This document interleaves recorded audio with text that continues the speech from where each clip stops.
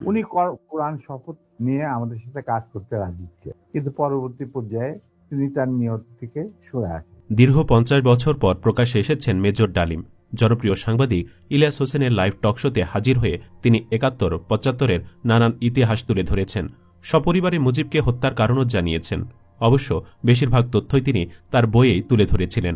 এবার সংক্ষিপ্ত আকারে সরাসরি বললেন। দীর্ঘ ২ ঘণ্টার আলোচনায় নতুন যে একটি তথ্য উঠে এসেছে সেটি হল জিয়াউর রহমানের কোরআন ছুঁয়ে শপথ করেও তা ভঙ্গ করা ও ৪,০০০ সেনা হত্যা। এ বিষয়টি আগে সেভাবে সামনে আসেনি। আসলে কি ঘটেছিল তখন? জিয়াউর রহমান কোরআন ছুঁয়ে কি শপথ করেছিলেন? কেনই বা পরে তা ভঙ্গ করেছিলেন? বিস্তারিত থাকছে জীবনের কথার এই পর্বে। সাবেক রাষ্ট্রপতি জিয়াউর রহমানের ১৯৭৫ থেকে ৮১ আমলে দেশে ২৬টির মতো সামরিক অভ্যুত্থান ঘটেছিল বলে বিভিন্ন ভাষ্যে জানা যায়। কেউ কেউ বলেন সংখ্যাটি ২১। এর মধ্যে সবচেয়ে বড় ঘটনাটি ঘটেছিল ১৯৭৭ সালে ২ অক্টোবর। এই অভ্যুত্থানটি সম্পর্কে সবচেয়ে বেশি তথ্য জানা যায়, বাকিগুলো ধোঁয়াশার আড়ালে। ১৯৭৭ সালের অক্টোবরের অভ্যুত্থানে ঘটনাস্থলে নিহত হয়েছিলেন শতাধিক সেনা অফিসার। অনেকে নিহত হয়েছিলেন অভ্যুত্থান দমাতে গিয়ে। আবার বিচারের নামে মেরে ফেলা হয় কয়েকশো সেনাকে। সব মিলে মোট সংখ্যাটি ২৫০০-এর মতো হতে পারে বলে এতদিন তথ্য ছিল। তবে এবার নতুন তথ্য সামনে আনলেন মেজর ডালিম। তিনি জানালেন নিজের ক্ষমতা সুসংহত করতে জিয়াউর রহমান নাকি ৪,০০০ সেনাকে শেষ করে দিয়েছেন। মেজর ডালিম বলেন, জিয়াউর রহমান আমাদেরই মানুষ ছিলেন। উনি কোরআন শপথ করে আমাদের সাথে কাজ করার ওয়াদা দিয়েছিলেন, কিন্তু পরবর্তী পর্যায়ে তিনি তার নিয়ত থেকে সরে আসেন।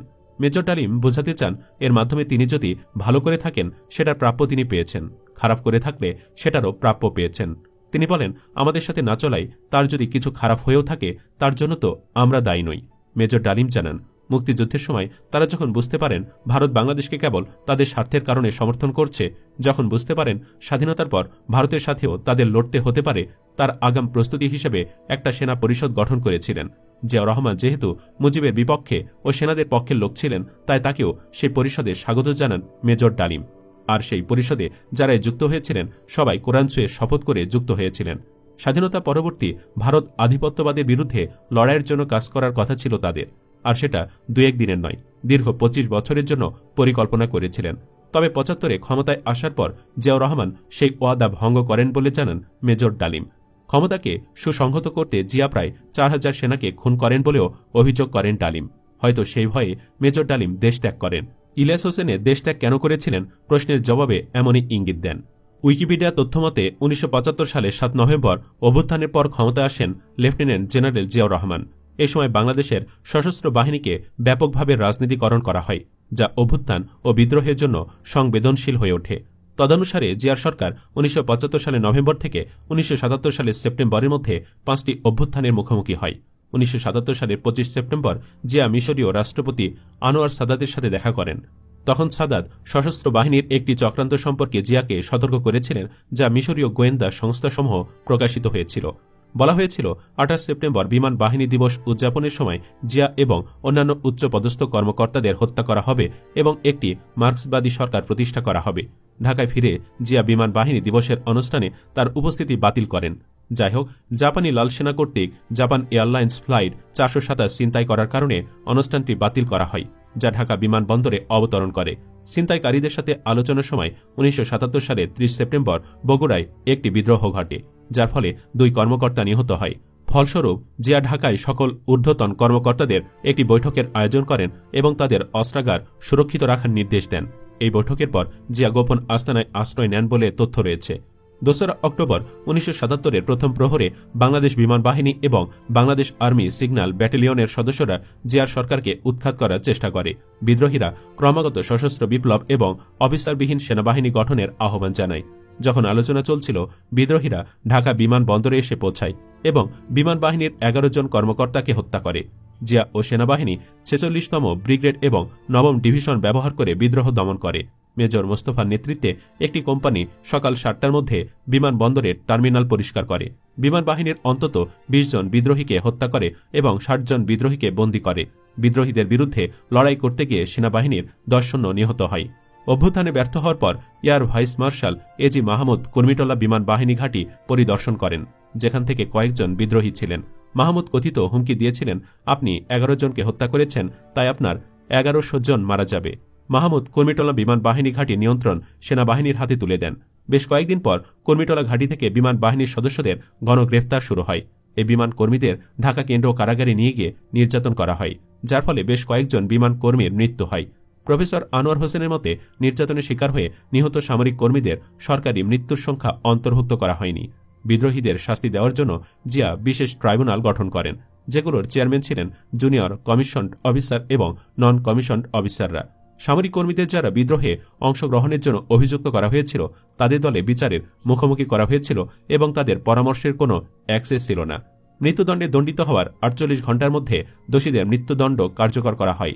ঢাকা কেন্দ্র কারাগারে ফাঁসির মঞ্চ বাড়ানো হয়েছিল, যাতে একই সময়ে 3 থেকে 4 জনকে ফাঁসি দেওয়া যায়। দোষী ব্যক্তিদের মৃত্যু নিশ্চিত করার জন্য তাদের ফাঁসির পর তাদের হাত ও পায়ের ধমনী ছিন্ন করা হয়েছিল। ঢাকা কেন্দ্র কারাগারের বন্দীরা তাদের ফাঁসির মঞ্চে নিয়ে যাওয়ার সময় তাদের নির্দোষতার প্রতিবাদকারী সামরিক কর্মীদের চিৎকার শুনতে পান। তবে কিছু সামরিক কর্মীকে রাজনৈতিক স্লোগান দিতে শোনা গেছে। বগুড়ায় বিদ্রোহের পর বগুড়া সেনানিবাসের শত শত সৈন্যকে হত্যা করে রাজশাহীতে গণকবরে দাফন করা হয়। নিহত ব্যক্তিদের মৃতদেহ গোপনে দাফন করার জন্য কর্তৃপক্ষ রাতে কারফিউ ঘোষণা করে। সেনাবাহিনীর পোশাক পরিহিত লাশগুলোকে রাতে দাফন করতে দেখেন স্থানীয়রা। সপুরা স্টেডিয়াম কবরস্থানে দাফন করা সেনা সদস্যদের কিছু কঙ্কালের গায়ে হাতকড়া পাওয়া গেছে বলে জানা গেছে। জিয়াউর রহমানের আমলে সামরিক বাহিনীতে অভ্যুত্থান চেষ্টার ঘটনা ও মৃতের সংখ্যা মেলানো খুবই কঠিন। এ বিষয়ে দীর্ঘ অনুসন্ধান করেছেন সাংবাদিক ও গবেষক জায়েদুল আহসান পিন্টু। তিনি বলেন, এটা খুব কঠিন কাজ, তবে অসম্ভব নয়। হয়তো এখনও ব্যক্তিগতভাবে কিছু দালিলিক প্রমাণ পাওয়া যাবে। কিছু ঘটনার সাক্ষী ও স্বজন এখনও বেঁচে আছেন। দ্রুত কাজ শুরু করলে হয়তো এখনও সত্যের খুব কাছাকাছি যাওয়া সম্ভব, তবে দেরি করলে বা আরও 10 বছর পর করলে কিছুই মিলবে না। জায়েদুল আহসান বলেন, কাজ করতে গিয়ে দেখেছি ওই 5 বছরে কমপক্ষে 19টি অভ্যুত্থানের ঘটনা ঘটেছিল, তবে নিহতের সংখ্যা কারো কাছে এককভাবে নাই, হয়তো বিচ্ছিন্নভাবে আছে। জায়েদুল আহসান বলেন, যত দ্রুত সম্ভব একটি তথ্য অনুসন্ধানী কমিশন গঠন করা দরকার, যে কমিশন ওই সময়কালের হত্যাকাণ্ড, নির্বিচার হত্যা, বিনা বিচারে হত্যা এবং বিচারের নামে প্রহসনের ট্রাইব্যুনালে হত্যা বা ফাঁসি এসব কিছু তথ্য সংগ্রহ করবে। তথ্য সংগ্রহের উপায় হল দলিল দস্তাবেজ বা মৌখিক সাক্ষ্য গ্রহণ। তিনি বলেন, দলিল দস্তাবেজ 2 সামরিক সরকারের আমলে নষ্ট করে ফেলা হয়েছে বা পুড়িয়ে ফেলা হয়েছে, তবে এখনও ব্যক্তিগত পর্যায়ে কারো কারো কাছে থাকতে পারে। সেগুলো আহ্বান করা ও সেই সময়ের মানুষের সাক্ষ্য গ্রহণ করা যেতে পারে। লেখক ও গবেষক মহিউদ্দিন আহমদ মনে করেন, সরকার চাইলে এরকম একটি পূর্ণাঙ্গ তালিকা তৈরি করা কঠিন হবে না। তিনি বলেন, সরকার তালিকা করতে চাইলে এটা করা কোনো ঘটনাই না, এটা খুবই সহজ, কারণ এর প্রতিটি ঘটনারই রেকর্ড আছে। সরকার চাইলে সব তথ্যই সরকার পাবে, কারণ ওই সময়ের অনেকেই তো এখনও বেঁচে আছেন। আপনার আমার কাছে হয়তো কঠিন, আমরা অ্যাক্সেস পাব না। যাদের ফাঁসি দিয়েছে তাদের রেকর্ড তো জেলখানাতে আছে। তিনি বলেন, আনরেকর্ডেড বা নিখোঁজ বলে তো কিছু নেই, সবই তো রেকর্ডেড। যাদের ফাঁসি দেওয়া হয়েছে কারো লাশই পরিবারের কাছে ফেরত দেওয়া হয়নি, ফলে পরিবারের কাছে সবাই নিখোঁজ।